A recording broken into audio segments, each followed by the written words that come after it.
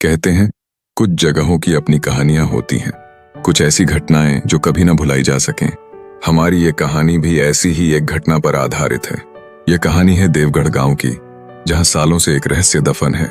एक ऐसा रहस्य जो हर साल बारिश की पहली रात के साथ लौटता है।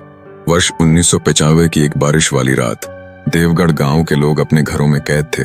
बारिश ने पूरे गांव को ढक लिया था, लेकिन उस रात कुछ ऐसा हुआ जो उस गांव के लोगों को आज तक सोने नहीं देता। उस रात गांव की सबसे सुंदर लड़की रूपाली अचानक गायब हो गई थी। रूपाली उस रात अकेले अपने घर लौट रही थी। हर ओर सन्नाटा था, बस बारिश की हल्की बूंदें उसकी सफेद दुपट्टे पर गिर रही थीं। लेकिन तभी उसे पीछे से किसी के कदमों की आहट महसूस हुई।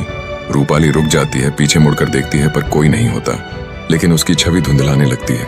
वो रुक गई, चारों ओर देखा, लेकिन कुछ नहीं दिखा। उसे लगा कि शायद उसकी आंखों का धोखा था, लेकिन वो नहीं जानती थी कि कोई उसकी हर कदम पर नजर रख रहा था।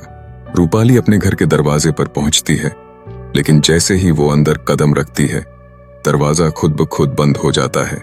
उसकी सांसें तेज हो जाती हैं। जैसे ही रूपाली ने घर के अंदर कदम रखा, दरवाजा जोर से बंद हो गया। वो घबरा गई, कुछ तो गलत था। दरअसल 5 साल पहले देवगढ़ गांव में एक नौजवान लड़का अमन रूपाली से बेहद प्यार करता था। लेकिन एक रात अमन का शव उसी हवेली के पास मिला था। उस रात के बाद से रूपाली ने हवेली के पास जाना बंद कर दिया था। अमन और रूपाली का प्रेम गांव में चर्चित था, लेकिन एक रात अमन का शव उसी पुरानी हवेली के पास मिला था। कहते हैं अमन ने अपनी जान दी थी, क्योंकि रूपाली ने उसे ठुकरा दिया था। रूपाली अपने घर में अकेली बैठी थी, लेकिन उसे ऐसा महसूस हो रहा था कि अमन की आत्मा उसके आसपास है। उसकी धड़कनें तेज हो रही थीं। उसे घर की दीवारों पर अमन का चेहरा दिखने लगा। रूपाली को दीवारों पर अमन का चेहरा दिखने लगा। उसकी आत्मा उसे पुकार रही थी, रूपाली, तुमने मुझे धोखा दिया, अब तुम्हारी बारी है। रूपाली जोर से चीखती है, लेकिन कोई सुन नहीं पाता। तभी दरवाजे पर जोर से खटखटाने की आवाज आती है। वो डरते हुए दरवाजा खोलती है, लेकिन वहां कोई नहीं होता।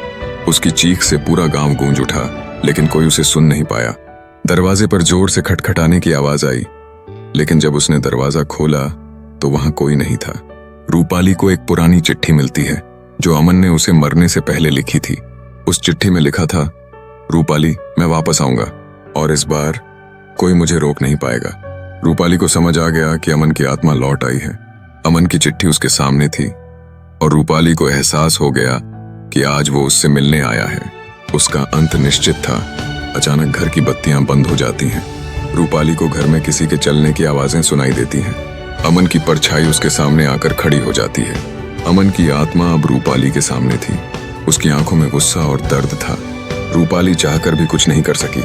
अगली सुबह गांव के लोग रूपाली के घर पहुंचे। दरवाजा खुला पड़ा था, लेकिन अंदर कोई नहीं था। उसकी आंखें अब भी खुली थीं, जैसे वो कुछ कहना चाहती थी।